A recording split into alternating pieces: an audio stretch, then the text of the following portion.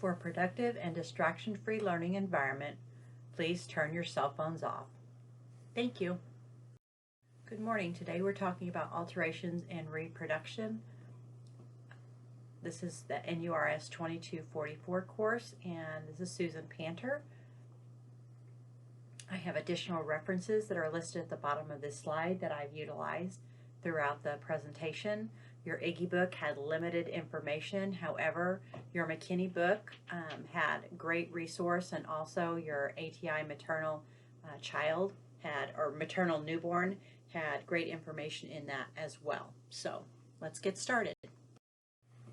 Topics of interest for this session include gestational hypertension, HELLP syndrome, ITP, DIC, postpartum hemorrhage, and puerperal infections.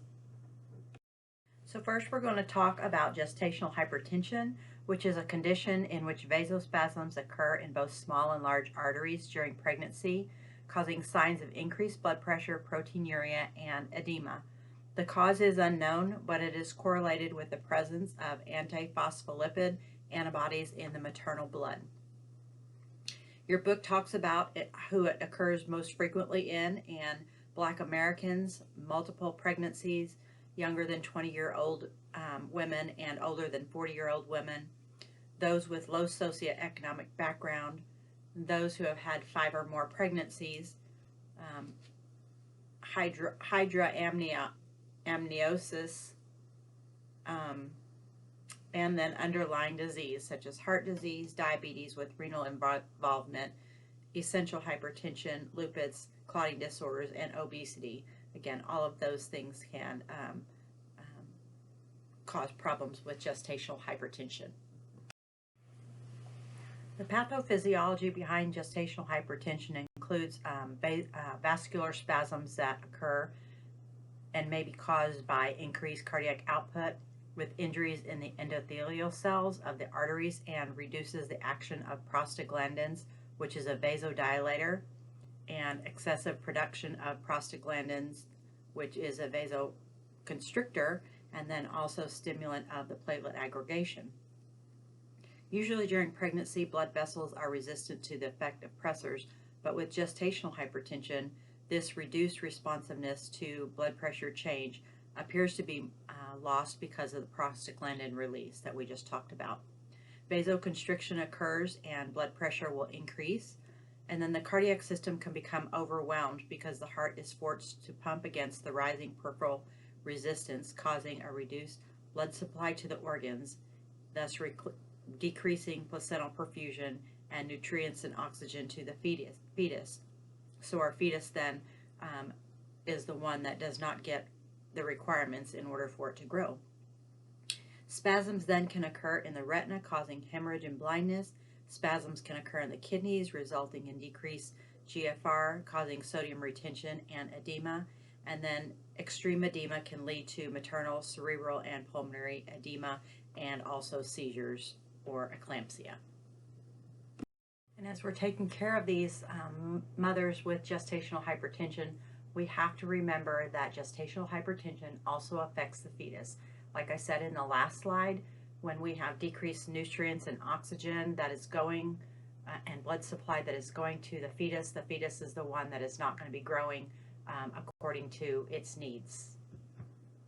Classic signs and symptoms of gestational hypertension are going to include the elevated blood pressure, proteinuria, so our mamas are going to be spilling protein in their urine, and also edema. Additional signs would include visual changes. And then we're going to break it down into classifications such as gestational hypertension, mild preeclampsia, severe preeclampsia, and then eclampsia. So those are going to be the 4 classifications or categories that we're going to be discussing. In gestational hypertension, we have elevated blood pressure.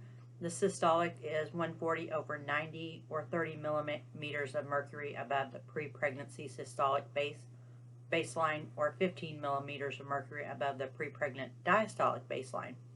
The blood pressure returns to normal level after the birth and usually is back to baseline by 6 weeks postpartum. With gestational diabetes, there is no proteinuria or no edema. With mild preeclampsia, this usually occurs within the first trimester of pregnancy. You will have elevated blood pressures, and you'll see the blood pressure elevation on 2 separate occasions at least 6 hours apart. Blood pressures between 140/90 to 160/110. Again, 30 millimeters above the pre-pregnancy systolic baseline or 15 above the pre-pregnancy diastolic baseline. Proteinuria, we're going to see some spilling of protein in the urine, 1 to 2 plus on a random urine sample. Could also see orthostatic proteinuria, where protein spills when the patient is up, but when they're on bed rest, we don't see any. For accuracy, we need to make sure we obtain a first morning sample for these particular patients. As far as weight gain, you're going to see 2 pounds a week in the second trimester and 1 pound a week in the third trimester. And then edema is going to also be mild in the upper extremity or in the face. Typically after blood pressure elevation and proteinuria is lost, sodium retention, you're going to see a decrease in the glomerular filtration rate, and so that's why we see the edema occurring. Our next classification is severe preeclampsia. Here our blood pressures are going to be elevated to 160/110 or greater. We will again see 30 millimeters above pre-pregnant systolic and 15 above pre-pregnant diastolic baseline. Proteinuria will be higher at 3 to 4 plus on random samples or 5 grams on a 24-hour urine sample. We will see excessive peripheral edema also with this patient. Oliguria, our output is going to be 500 milliliters or less in the 24-hour period. And remember, our normal is 30 milliliters per hour for a baseline. Creatinine levels are going to be high, greater than 1.2 milligrams per deciliter. Patients will have headache and also some visual changes, maybe some blurriness. Cardiac, pulmonary, hepatic involvement are going to occur. So we're going to start seeing some changes in heart rate and rhythm, lung sounds, and also our pulmonary, our liver function test will be elevated. Our liver won't be filtering things out like it needs to be. We may also see then at that point thrombocytopenia, and our platelet counts will drop below 100,000, so we have to worry about our patient bruising and bleeding easier and having hemorrhage. And epigastric pain is also another sign and symptom, along with hyperactive reflexes and ankle CLONUS. So you might, if you're not sure about the reflexes or the CLONUS, you might want to look that up in your book. A normal reflex is going to be anything 2 plus. So if you go to test the reflexes, you're going to have a normal reaction versus a hyper or a hypo reaction. Again, what I want to remind you is we do have issues with growth restriction, growth retardation in our infants during a severe preeclamptic episode. So time to put on our thinking caps. The nurse routinely assesses all pregnant women for signs of hypertension during the interview process at the clinic. Which statement made by the client indicates that she might be developing gestational hypertension? A, my feet are so swollen at night that I can't put my shoes on. B, I never thought I would feel as tired as I do just from being pregnant. C, my belly is getting so big and so tight. And D, my feet have been puffy now and I can't wear my wedding ring anymore.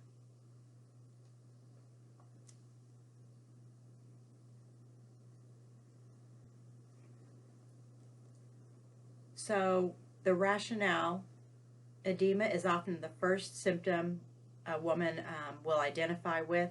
The edema is associated with gestational hypertension and can be separated from the typical ankle edema from pregnancy because it begins to accumulate in the upper part of the body as well. So not just the lower extremities, but also in the hands and face. Other statements are not necessarily indicative of gestational hypertension. So again, our correct answer is D. I hope you got that right. A nurse is caring for a woman with severe preeclampsia. What is expected patellar reflex if complications of cerebral edema are suspected? A 1 plus, B 2 plus, C 3 plus, or D 4 plus?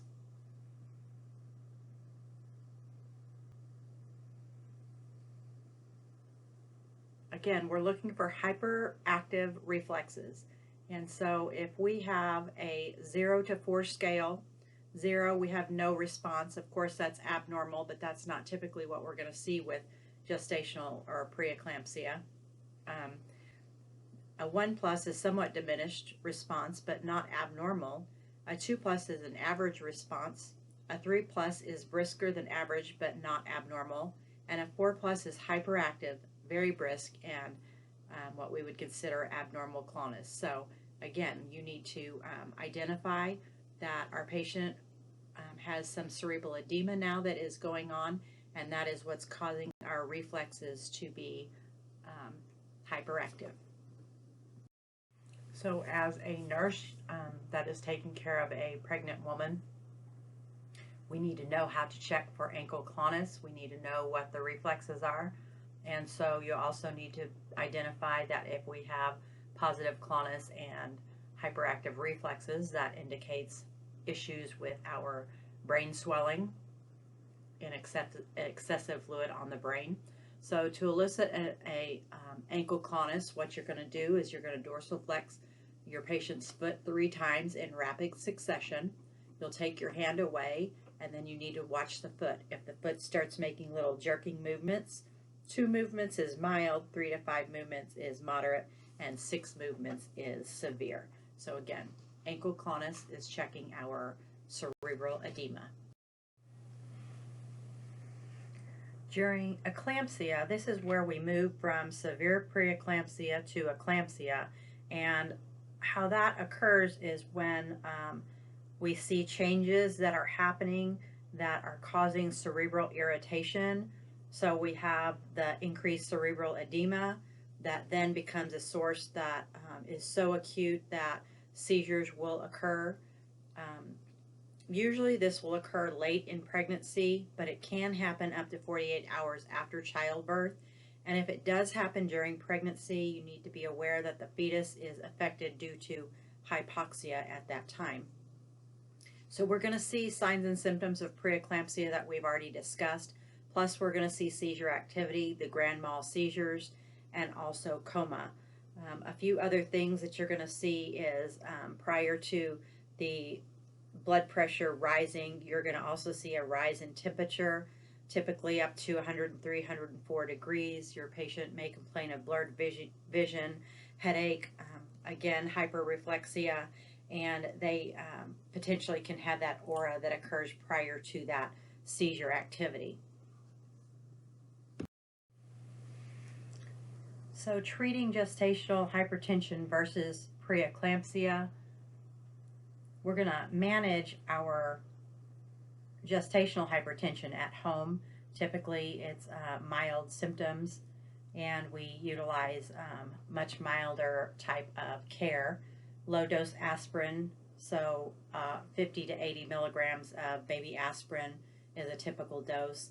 Our patients are going to be put on bed rest, and we want them to lay in the lateral recumbent or side-lying position to avoid uterine pressure on the vena cava, because then that will cause our blood pressures to go up and decrease the oxygen to our baby and decrease our cardiac situation there. And also sodium will be then excreted at a faster rate, so which is what we want. We're going to restrict activity progressing to bed rest if needed for sure. Proper nutrition, they typically don't put these patients on real strict sodium restrictions because of it activating the renin-angiotensin-aldosterone system, which then can actually cause a higher blood pressure. So they don't typically do that early on in the state. Providing clear instructions to our patient We want to make sure that we ask the patient to do a fetal kick count, so every time they feel the baby moving or kicking them in a minute's period, they're supposed to count that fetal kick count. That just lets us know if the baby is still active and moving well.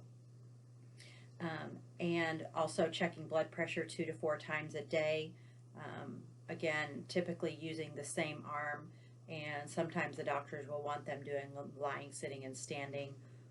Obtaining a daily weight and monitoring for elevations in the weight, and then also checking urine for protein daily. If we have severe eclampsia, then our patient is typically going to be hospitalized, confirming the gestational age and the fetal lung maturity of the baby, because we want to make sure that if we have to have an emergency delivery for that baby, we know if the baby is going to have healthy lungs and be able to sustain respirations on their own, or if we're going to have to plan on shipping them to another facility that can take care of those issues.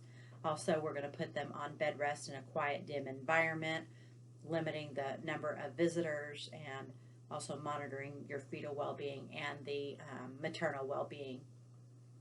We're going to support nutritional intake, and then also make sure we have seizure precautions that are in place. And you can probably list those, but padded side rails, suction and airway available for our patients, and just making sure that the environment is nice and safe for our patient.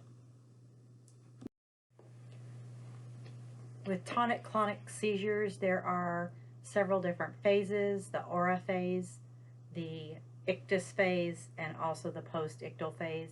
In the aura phase, that is where the patient has a sense of physical or emotional warning just prior to the seizure. This is not something that is always present, but if it is, sometimes they have visual changes, hearing changes, and or behavioral changes. Then it moves into the ictal or the ictus phase, which is the seizure state, and that's broken down into 2 different phases: the tonic phase and the clonic phase.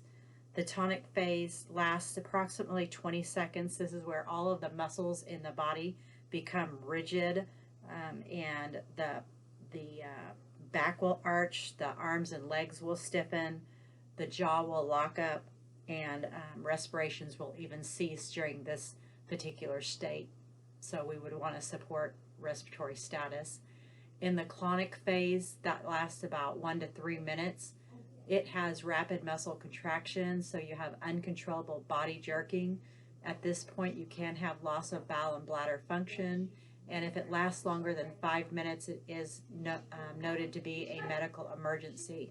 During the post-ictal phase or the recovery phase, this will last anywhere from 1 to 4 hours. In the post-ictal phase, the patient will have headache, confusion, drowsiness, and excessive sleepiness. So it may be hard to keep your patient awake at that time, and actually for them to rest is a good thing, as long as we don't have any problems with respiratory status, then we're okay and stable at that point. Medications that may be used during this issue with our patients might be corticosteroids. Again, that's not necessarily for the mother or going to help the mother at all. However, it will help the maturity of lungs for the infant if the infant is less than 34 weeks gestation. So corticosteroids will be given just to help our babies. Antihypertensives may be used. Hydralazine is a vasodilator, labetalol is a beta blocker, and nifedipine is a calcium channel blocker. So those medications may be used to help try to monitor and control the blood pressure. We need to remember to administer any and all antihypertensives slowly, giving them IV slow push. And then we also need to monitor blood pressure and heart rate pre and post administration of this medication. We do want to keep our diastolic blood pressure greater than 90. You don't want to drop it too low, because then you're going to affect the circulation to the baby also. Another thing that we may be giving is muscle relaxants to prevent seizures. So magnesium sulfate is one of the medications that they use. They do infuse the loading dose of this slowly over 15 to 30 minutes and then give a maintenance dose over 12 to 24 hours up until after delivery, and then they taper it off and discontinue it. Mama cannot breastfeed at this particular time. I do know from experience when I went into early labor with my oldest daughter, I was 6 weeks early with her, and they were trying to stop my contractions. So in order to do that, they gave me some magnesium sulfate. And the one thing that I remember about this medication when they pushed it is it gave me a hot flash all the way from my head to my toes. I truly thought I was dying when they were giving me that medication, and I initially or immediately told the nurses how I was feeling, and they stopped pushing that medication and just double checked everything and then resumed as needed. But that was a really scary time for me. So make sure you explain to your moms what they might be feeling when you give them that medication. Again, that's kind of like a symptom of a flushed feeling, but they also may be flushed and have excessive thirst that can occur. For this, we need to monitor serum levels and make sure that our magnesium sulfate is within therapeutic levels, so anywhere between 4 or 5 to 8 milligrams per 100 milliliters, and that needs to be monitored every 6 to 8 hours. Also, we need to assess respiratory status for respiratory depression and hold the medication if our respiratory rate is less than 12 to 14 breaths per minute. Also assessing for cardiac arrhythmias, because cardiac arrest can occur with this, and so we want to watch for those lethal cardiac arrhythmias. Monitor for decreased urine output. We want to make sure our kidneys are functioning well, so anything less than 30 milliliters per hour, we're going to hold that medication. And then also we need to monitor our infants post having this medication, giving this medication to the mom during delivery or during the state. We need to monitor the infant for respiratory depression as well. So we want to make sure our babies are doing good. Another medication that they may also give is calcium gluconate, and that is the antidote for magnesium sulfate. So we need to make sure we have that at bedside. Administration of that is 5 milliliters per minute. I'm not really concerned about you knowing how much of that, just that it is the antidote for magnesium sulfate. So if you start seeing some of those symptoms I just discussed and you stop the magnesium sulfate and you don't see a response to it, then you may have to administer calcium gluconate. Another medication that we might give is an anti-seizure medication, and that's diazepam or Valium. That is always given IV slow push, given 5 to 10 milligrams per minute, up to 30 milligrams an hour. We do need to monitor our patients for respiratory depression and hypotension, not only in the mother, but also in the infant at birth.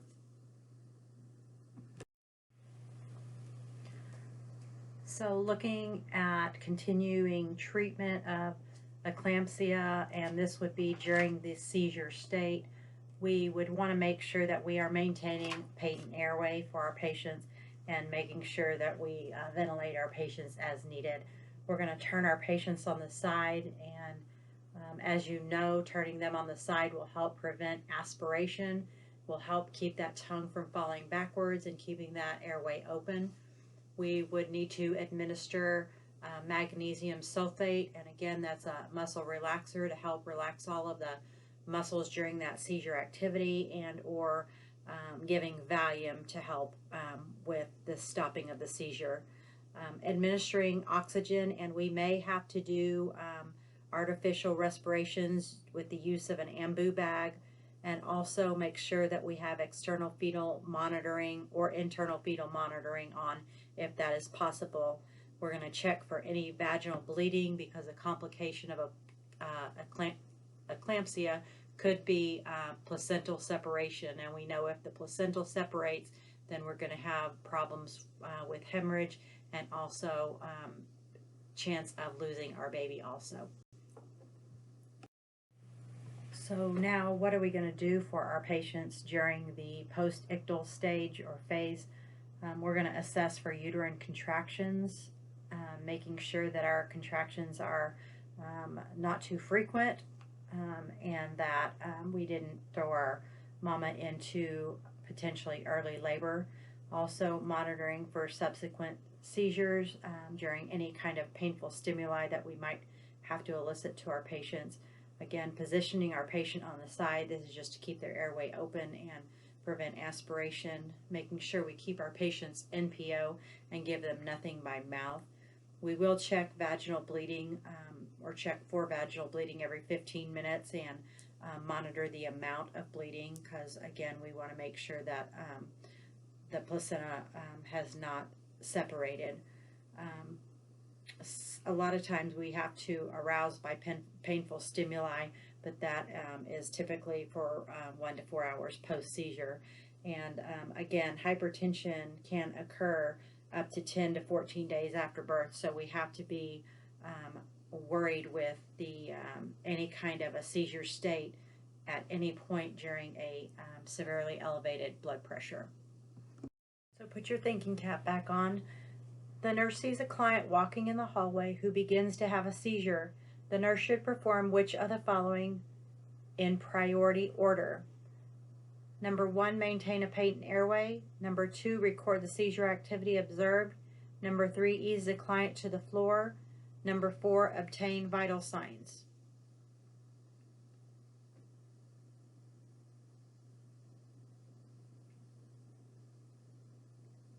So because our patient happens to be walking in the hallway, one of the main things that we need to do is ease our patient to the floor and protect their head, making sure that they're safe there. And then we need to initiate and maintain a patent airway.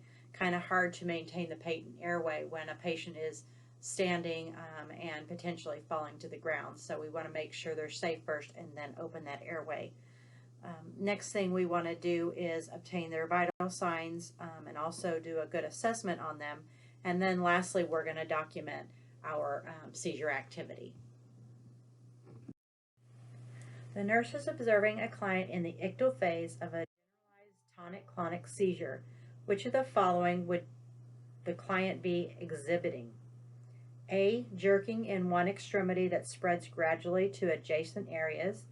B, vacant staring and abruptly ceasing all activity. C, facial grimacing, patting motions, and lip smacking. Or D, loss of consciousness, body stiffening, and violent muscle contractions.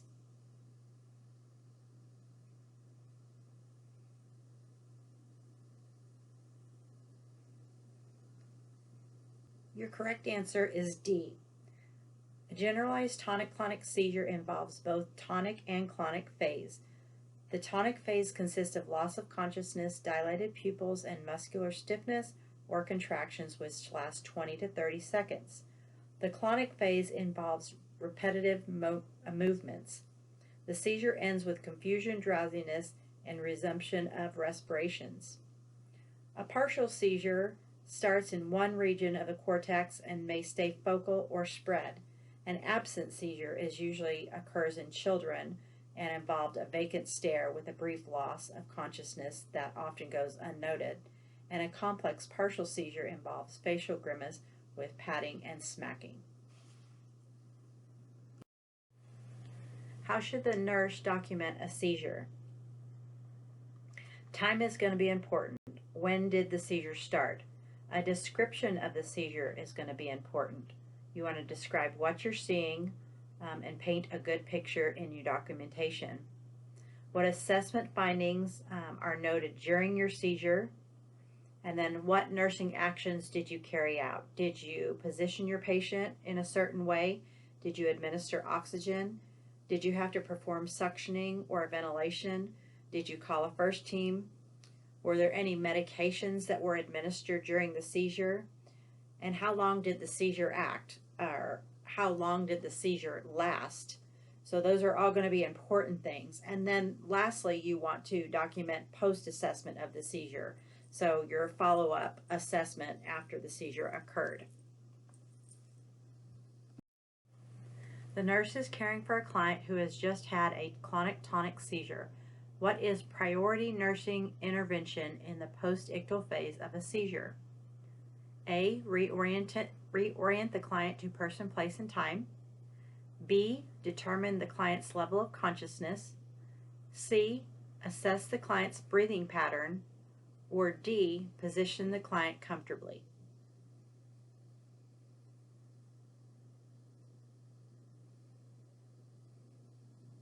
The correct answer is C. We want to assess the client's breathing pattern first. So we know that priority nursing action is our airway. So we're going to be assessing for effective rate, rhythm, and depth of respirations. We may have to apply oxygen and ventilation to the client as appropriate. And then other interventions after airway has been established would then include reorienting our patient, assess their level of sleepiness or consciousness, and then also position our patient. That would promote rest, but also, and for the main reason, maintain a patent airway. So all of those answers are good answers, but again, if you use your test-taking strategies, airway happens to be our most important answer here.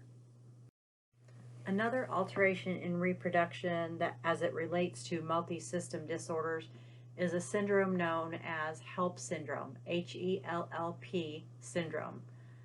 This is a variation of gestational hypertension, but HELLP syndrome stands for hemolysis, elevated liver enzymes, and low platelet count. So these are the three things that we are watching for in our patients with HELLP syndrome. Hemolysis leads to anemia, and hemolysis just means that we have red blood cells that are breaking down instead of healthy red blood cells. So that leads to anemia, and we know that that can affect other systems. Elevated liver enzymes will lead to epigastric pain and skin abnormalities. So things like bruising and bleeding, jaundice, and itching of the skin, those are some things that you might see. And then low platelet count leads to abnormal bleeding, clotting, and petechiae. And again, you're going to see changes in the skin, and typically they're going to be changes that affect bruising and bleeding and signs of hemorrhage. So a fun fact is this occurs in 4 to 12% of those patients who have elevated blood pressure during pregnancy. It does result in high maternal mortality rate, 24%, and infant mortality rate, 35%, and it is associated with the antiphospholipid syndrome also. Other signs and symptoms of HELLP syndrome would include proteinuria, edema of the extremities, increased blood pressure or hypertension, nausea and vomiting, chest pain along with epigastric pain, generalized malaise, and then right upper quadrant tenderness. The one thing you do need to know with HELLP syndrome is when we're assessing our patients for these signs and symptoms, we never want to palpate the liver. We want to avoid trauma because this can cause a result in internal bleeding and hypovolemic shock if we have internal bleeding. Some of the labs associated with HELLP syndrome would include hemolysis of the red blood cells, thrombocytopenia, and our platelet counts would be less than 100,000. Liver enzymes would show elevations of ALT and the AST, or the alanine aminotransferase and the aspartate aminotransferase. Complications associated with HELLP syndrome would be liver hematoma because of the bleeding, hyponatremia, renal failure, hypoglycemia, cerebral hemorrhage, aspiration pneumonia, and hypoxic encephalopathy, along with infant complications, which could be growth restrictions or retardation and preterm birth. How are we going to treat HELLP syndrome? Typically, they will administer fresh frozen plasma, platelets, and red blood cells. That will help get our blood volumes back up to where they need to be. Also IV glucose with severe hypoglycemia, and then also they look at delivering the infant as soon as the infant is viable, or we know that the infant's lungs are matured well enough that the infant can survive. So definitely we're looking at labs that are abnormal prior to delivery, but after delivery the labs typically will resume to a normal level. But during an episode it is life-threatening not only for the mom but for the child or the infant. Our next topics are coagulopathies. They are ITP or DIC, so idiopathic thrombocytopenia purpura and disseminated intravascular coagulation. These are coagulopathies that are suspected when the usual measures to stimulate contractions fail to stop our vaginal bleeding. So if we typically would massage our fundus and the fundus would become firm, then all is well. But when we go to massage the fundus because of vaginal bleeding and we cannot keep the fundal firm and bleeding continues, then we consider things like ITP and DIC. And as you heard on the previous slide, ITP is quite a mouthful. Idiopathic thrombocytopenia purpura also can be known as immune thrombocytopenia purpura. This is a decreased number of platelets. The cause is unknown. It usually occurs shortly after a viral invasion or autoimmune reaction, and anti-platelets antibody is released and destroy the platelets that are currently in the body. Also, it can occur with hypertension of pregnancy. So if we would look at our platelet counts, normally we want them above 150,000, but for this particular case, our platelet counts would be decreased and could be as low as 20,000. This does mimic HELLP syndrome until it's differentiated, and the way that we would know the difference is during HELLP syndrome we have liver enzymes that are elevated, but in ITP the liver enzymes will be normal. Pathophysiology of ITP caused by antibodies directed against the platelet membrane antigens, resulting in the destruction of platelets by macrophage in the liver and the spleen. The platelet production is normal, however, destruction occurs faster than they are produced, and that's why we have a low count. Moving on to DIC, or disseminated intravascular coagulation. This is a deficiency in clotting ability caused by vascular injury and low fibrinogen levels.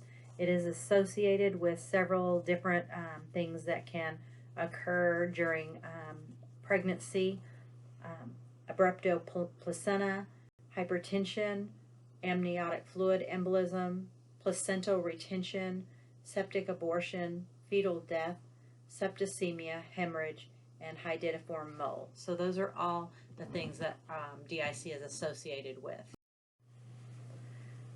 We're going to take a look at normal physiology versus the pathophysiology of DIC. Normally, platelets quickly form a seal over a point of bleeding to prevent further blood loss, and then we have activation of the intrinsic and extrinsic clotting pathways to strengthen the plug with fibrin threads to produce a firm, fixed structure. To prevent excessive clotting, anticoagulation occurs through thrombin activating fibrinolysis, which begins digestion of excessive fibrin threads. Lysis results in the release of fibrin degradation products. Anemia caused by excessive bleeding, organ damage secondary to formation of emboli, and then tissue hypoxia lead to necrosis. So the beginning just talks about what happens in our normal physiology, but as our body does not respond the way it's supposed to, we have problems with the anemia that is caused by the excessive bleeding. Then we have organ damage due to the formation of emboli, and we have tissue hypoxia that leads to necrosis. So DIC occurs when there's extreme bleeding and so many platelets and fibrin form that the general circulation rushed to the site, which causes a lack of products to the rest of the body, and then bleeding occurs.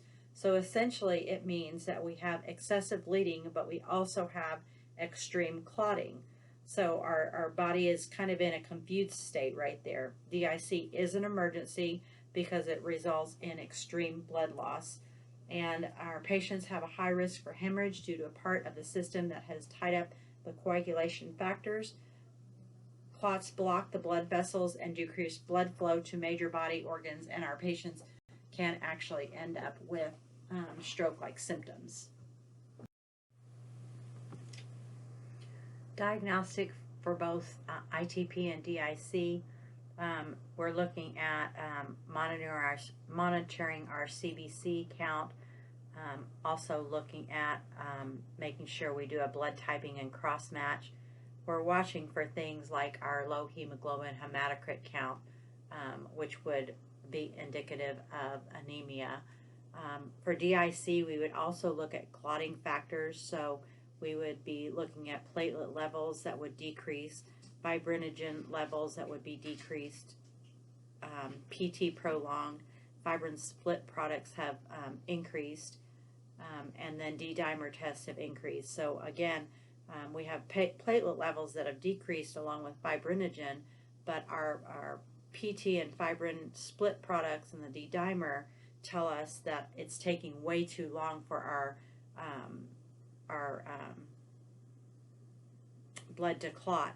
So our prothrombin is going to depend on the conversion of fibrinogen to fibrin.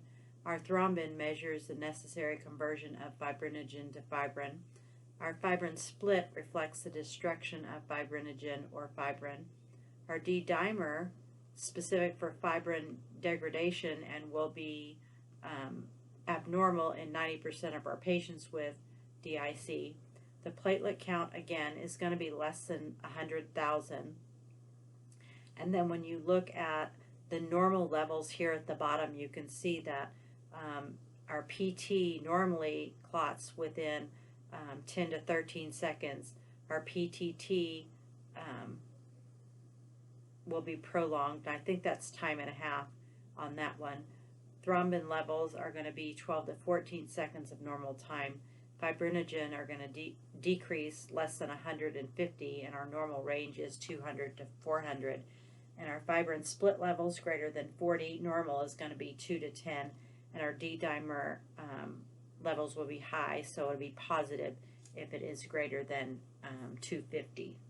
So those are just some labs that you can expect to see on your patient's charts.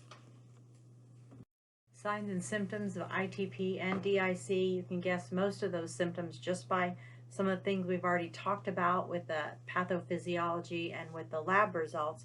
But in ITP, we're going to see bruising and bleeding. With the bleeding, we will see bleeding of the gums and of nosebleeds. Also, lacerations and incisions and episiotomies, we would see more than normal bleeding in those particular sites. Venipuncture sites and injection sites, you would see bleeding from those. Gastrointestinal, how would we identify that? Again, we're going to be listening to bowel sounds, watching for abdominal distension, and also tenderness. Hematuria, looking at the urine color, and then also with any kind of slight trauma, we would see bleeding occur there. In DIC, bleeding, again, some of these things we just talked about. Hypoxia will also be present, and hemoptysis, oliguria, progressing, all of this will progress to renal failure, organ failure, and then progress to intracranial hemorrhage. So that's why DIC is so severe. I want to remind you that because we're losing blood, we have to know about our shock signs and symptoms that we're going to be watching for also. So the petechiae and ecchymosis are definitely a sign that are reasons we need to be watching for shock. Tachycardia, hypotension, diaphoresis, and oliguria are all things that we need to be monitoring our patient for if we would suspect this. So now we're just going to list some signs and symptoms that are associated with the complications of DIC. So pain, stroke-like symptoms, so think about your fast, your facial drooping, your arm drooping, your speech slurring, and then think about time, how important it is to identify those issues. Also, dyspnea and hypoxia or hypoxemia, we're going to be monitoring our respiratory status and looking at our pulse oximeters, seeing numbers drop there. Tachycardia, because our heart is trying to compensate for everything dropping. Decreased kidney function, and then bowel necrosis, that are things that would be associated with that. The treatment for ITP and DIC are a little different. With ITP, we're going to treat with corticosteroids such as prednisone, also administering immunosuppressant medications and platelet transfusions. Also, these patients would need antiplatelet factors. We need to make sure that they are used cautiously because they can cross the placental barrier, possibly a splenectomy if there is no response to the medication.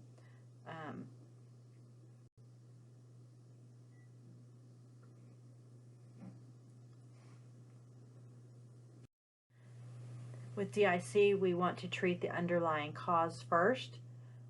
Then we want to look at the marked coagulation that has to be stopped due to the coagulation factor being freed and normal clotting functions that can be restored. So that clotting cascade needs to be restored.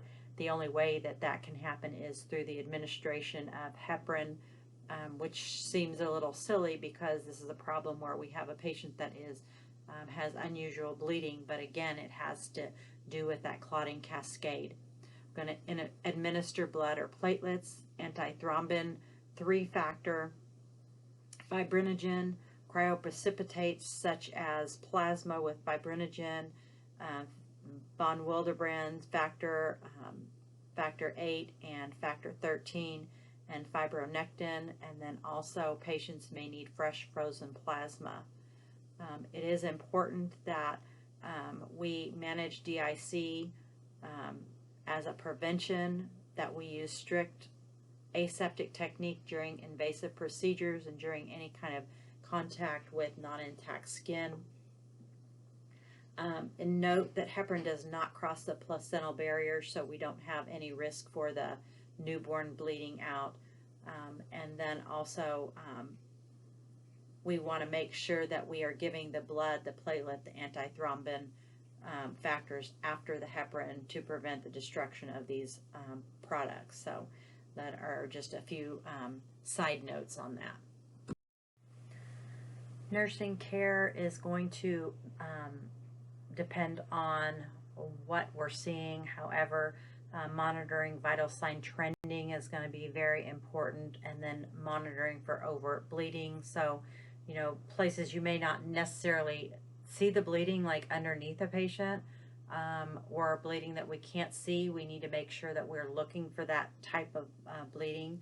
We want to avoid unnecessary tissue trauma, so assisting with safety issues, protecting the patient from injury. We want to monitor all of our labs and the trendings to see what's going on with our lab levels, make sure we report those as needed.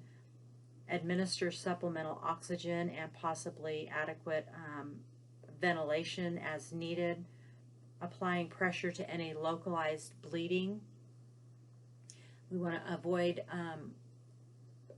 we want to administer volume replacements as discussed prior, and then also we want to administer medications as needed. So antibiotics if there's infectious process going on, vasoactive medications to help get blood pressure up, and then uterotonic agents to help keep that uterus contracted so that we don't have problems with hemorrhage there.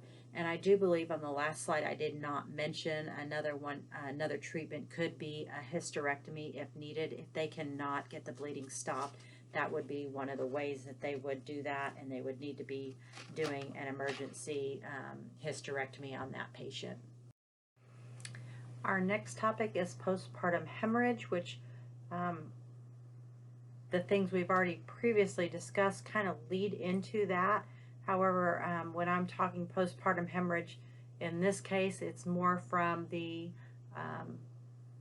uterus not staying contracted, not necessarily other clotting issues that are going on. This is a major threat during pregnancy, labor, and also postpartum. It is defined as blood loss of greater than or equal to 500 milliliters following vaginal birth, greater than 1,000 milliliters following a C-section, or a 10% decrease in the hematocrit count. Causes for postpartum hemorrhage would include that uterine atony that we talked about. That's where the uterus does not stay firm and it's relaxed and kind of boggy. Other things could be trauma from lacerations, hematomas, uterine inversions, or uterine rupture. Also, retained placental fragments can cause postpartum hemorrhage. And then we've already discussed DIC, but the development of DIC definitely causes a high risk for postpartum hemorrhage. The 4 T's that I want you to remember are tone, trauma, tissue, and thrombin. Those are typically what we would consider a risk for postpartum hemorrhage. So anytime we see any of those 4 T's being out of the norm, then we need to identify our patient at potential for postpartum hemorrhage. Signs and symptoms of postpartum hemorrhage. Again, we're going to be watching for the bleeding, but we are going to be watching for other things: rapid and weak thready pulse, a rapid drop in blood pressure. We really want to catch the bleeding prior to any of this changes in the body. So we need to make sure we use we do a good peri-pad count. We'll keep the count of the number of pads that are saturated at regular intervals. 1 gram will equal 1 milliliter of blood loss. So when we're weighing the pads, that's what we're actually looking at. If we have a pad that weighs 1 gram, we will expect 1 milliliter of blood loss versus 500 grams being 500 milliliters of blood loss. So our goal is we want to stay less than 1 saturated pad per hour, and 25 to 50 milliliters of blood can saturate a perineal pad. So that's kind of a good rule of thumb for you to look at when you're taking care of these patients. 1 pad saturated in 15 minutes is excessive saturation. That means we have way too much bleeding going on. We need to make sure we're checking for pooling or blood pooling underneath the client, and we also need to be watching for large blood clots. Treatment for postpartum hemorrhage would include, again, the massage. We want to make sure that that fundus remains contracted. If it does not, after we are doing what we need to as far as regular fundal massages, we need to make sure we report that to the provider. That's a #1 sign that we could have problems with postpartum hemorrhage. Also, administering medications such as oxytocin, or also known as Pitocin. Typically, it's given IV. It's a short half-life of 1 hour, so they'll give an IV bolus and then an IV infusion typically for that. If that is ineffective, then they'll give carboprost and also methergin, IM, or misoprostol, rectally, oral, or sub-Q. Those are derivatives that can help with the contraction of the uterus. Also, they can cause some nausea and vomiting, so you want to make sure you're giving antiemetics along with those. And then the other thing you need to be aware of is that they can cause increased blood pressure, so you want to monitor the blood pressure every 15 minutes if you're giving those medications. Elevate the lower extremity. That will help with, providing adequate oxygen and blood flow to the core of the body and shunting it away from the extremities. We want to assist our patient with voiding, making sure that we keep that bladder empty. A full bladder can cause uterine atony, so offer the bedpan or at least take them to the bathroom every 4 hours. Insert a Foley catheter per order to keep that bladder empty. May need to monitor or administer, I should say, oxygen per nasal cannula, or sometimes we have to go all the way to a face mask, 10 to 12 liters per minute, position flat to allow adequate perfusion to the brain and kidneys. So again, that's going to be only if we suspect that we have a postpartum hemorrhage along with shock going on. Monitor vital signs, watching for trends and reporting them. Also, ultrasound to detect placental fragments. They can do bimanual compression and also vaginal packing that can help stop the bleeding, but again, that's going to be done by the healthcare providers themselves. We may need to give blood replacements, so monitoring our lab levels and getting that blood in as soon as possible. And then lastly, treating postpartum hemorrhage may be surgically. We already talked one thing about possibly having to do a hysterectomy. Sometimes they can do ligation of the uterus arteries, but sometimes they have to do the hysterectomy as a last resort. Other things would be embolization of the vessels and also suturing. So those are our treatments for postpartum hemorrhage. Let's do another question. The nurse is administering packed red blood cells to a client with postpartum hemorrhage. What should the nurse do first? A, discontinue the IV catheter if blood transfusion reaction occurs. B, administer packed red blood cells through a 20-gauge IV catheter. C, flush packed red blood cells with normal saline. Or D, stay with the client during the first 15 minutes of the infusion.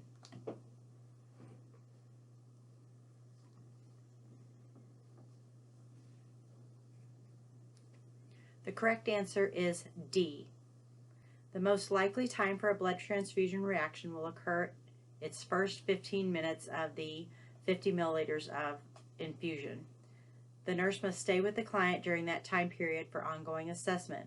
If a blood transfusion reaction does occur, it is imperative to discontinue packed red blood cells immediately, but keep IV catheter in place to have access for emergency medications such as epinephrine. Packed red blood cells should be administered through an IV gauge larger than 20, and 18 gauge is ideal. Once the packed red blood cells have completely infused, the line should be flushed with normal saline. The nurse has received an order to infuse 2 units of packed red blood cells to a client diagnosed with DIC. Which safety measures would be most important to implement? Select all that apply. A, administer packed red blood cells after heparin administration. B, infuse a unit of packed red blood cells in less than 4 hours. C, stop the transfusion if a reaction occurs but keep the line open. D, take vital signs every 15 minutes while the unit is transfusing. E, inspect the blood bag for leaks, abnormal colors, or clots.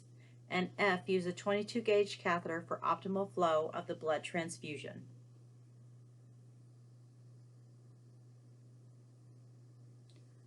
Your correct answers are A, B, C, and E. In order for the infusion of blood not to be attacked by the body, heparin should be given first. Packed red blood cells should be infused in 4 hours or less for infection control. If a transfusion reaction occurs, the transfusion must be stopped immediately, but the IV line should be kept patent for medication administration. Vital signs should be obtained prior to infusion every 5 minutes for the first 15 minutes, then hourly till the infusion is complete. Blood bags should be inspected for contamination by looking for leaks, abnormal color, clots, and excessive bubbling. An IV catheter should be 19 gauge or larger to prevent hemolysis of cells. Last topic for the day includes the puerperal infections. So what conditions increase the risk for our patients to have puerperal infections, premature rupture of membranes, retained placental fragments, postpartum hemorrhage, pre-existing anemia or diabetes, prolonged labor and difficult births, internal fetal heart monitoring electrodes, local vaginal infection present at the time of birth, exploration of uterus for abnormal bleeding, and low socioeconomic status secondary to inadequate prenatal care. Usually puerperal infections begin locally. So there's a site that's had a break in the integrity of the tissue, and it spreads to the circulation, usually to the perineum and or the circulation. The different types of puerperal infection, endometritis, which is the infection of the uterus lining. We can have infection from the episiotomy or the laceration repair, so that would be infection of the peritoneum. We could have infection of the bladder and urinary tract infection of the breast tissue, mastitis. This typically happens with the letdown of milk. And then peritonitis, which is the infection of the peritoneal cavity itself. So let's look at the signs and symptoms of endometritis first. Elevated white blood count, temperature elevation greater than 104 for 2 consecutive 24-hour periods, chills, loss of appetite, general malaise, a uterus that does not stay well contracted and is very painful, and then the color of the lochia will be dark brown with a foul odor to it instead of the normal blood color drainage. Typically, endometritis will begin 3 to 4 days after having a child and can occur up to 10 days post childbirth. Signs and symptoms of infection of the perineum would be redness, edema, warmth, tenderness, pain. Also, you would see general signs of infection such as temperature elevation and malaise along with that. Signs and symptoms of urinary tract infection, burning, dysuria, urgency, suprapubic pain, and sometimes there's a temperature elevation occasionally. Signs and symptoms of mastitis would be flu-like symptoms, fatigue and malaise, temperature greater than or equal to 102.2 degrees, chills, sometimes headache. Also, there would be a localized lump or wedge-shaped area in the breast itself, which would be red, warm to touch, and have some inflammation to it. Also have a hard, tender area and very uncomfortable for the patient. Looking at signs and symptoms of peritonitis, rigid board-like abdomen, guarding of the abdomen with abdominal pain, high fever, tachycardia, vomiting. This patient's going to appear very, very acutely ill, and a lot of times this will also be accompanied by paralytic ileus, so we will see some distension of the abdomen, no bowel movements, tender abdomen, no bowel sounds. This can be a major cause of death for our patients. Infections, the problem with them is that they can progress to sepsis and septic shock. Again, that's why we brought all of these issues up, because we're looking at multi-system disorders, and with septic shock we know that we can have our heart, our kidneys, and even our brain involved with that. So looking at prevention is going to be the main key for our patients that have alterations in reproduction. So we want to use sterile equipment, maintaining standard precautions, using proper perineal care, monitoring vital signs for trending and watching for changes and reporting them sooner than later, positioning our patients in semi-Fowler's position that will help the drainage and help prevent any pooling of maybe urine or blood in the uterus itself, early ambulation to help get everything up and running and working. Identifying infection rapidly. Again, we have to identify those signs and symptoms quickly with the localized infection to help prevent something turning into a systemic infection. We want to obtain cultures and identify the organism from that infection, and then we want to treat with antibiotics after we have obtained our culture. We also want to watch for worsening condition and make sure that we are reporting trends to the physician, whether it is lab or whether it's assessment findings or vital signs. Organisms that are commonly cultured would be group B strep, Staphylococcus, E. coli, and then I just want to remind you, septic shock, the signs and symptoms of septic shock would be temperature elevation, a high white blood count greater than 20,000, hypotension, weak pulses, tachycardia, decreased urine output, a mean arterial pressure of less than 65, and then diaphoresis. Time to put on your thinking cap. The nurses caring for a client with suspected septicemia identify the priority order for the following nursing actions. Number 1, administer ordered antibiotics. Number 2, assess vital signs. Number 3, assess allergy status. And number 4, obtain blood cultures.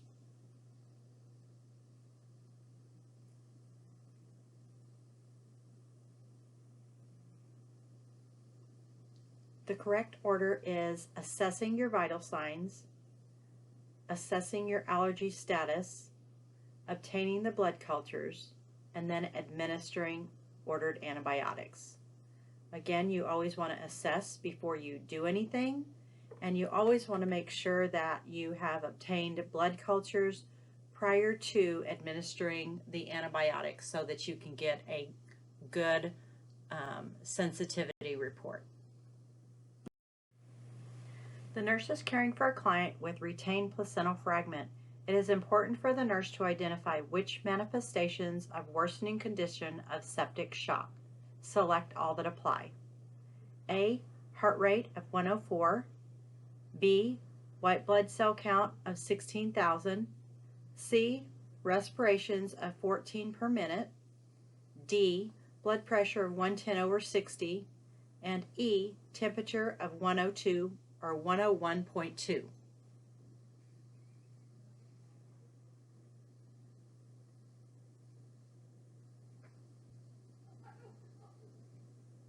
Your correct answers are A, B, and E. Signs of septic shock include tachycardia or elevated heart rate, white blood count greater than normal limits, and like I said earlier, they can go as high as or higher than 20,000, but 16,000 is definitely an elevation. Tachypnea, hypotension, and you want to remind yourself to identify what the patient's baseline blood pressure is to identify whether or not it is a drop or not, and then elevated temperature. So again, looking at above, we see A is tachycardia, B, we have elevated white blood count, C, our respirations are within normal limits, D, our blood pressure is within normal limits unless that happens to be a drop from the patient's baseline, and E, our temperature is elevated. Congratulations, you just made it through your last lecture of nursing school. You have actually 2 last hurdles to jump. You have examination number 4 for me, and you also have the final in this class. So I want to encourage you to finish strong. I know you're tired, but don't quit. Keep studying hard. Make sure you look at your test maps. Make sure you're using test-taking strategies and you're getting plenty of rest prior to the test. And take some deep breaths. Realize that you have done the work and you can do this. Finish strong running through that goal line. And so I just want to wish you luck on your finals, and Thank you for allowing me to be on this journey with you. And as Porky Pig would say, that's all, folks.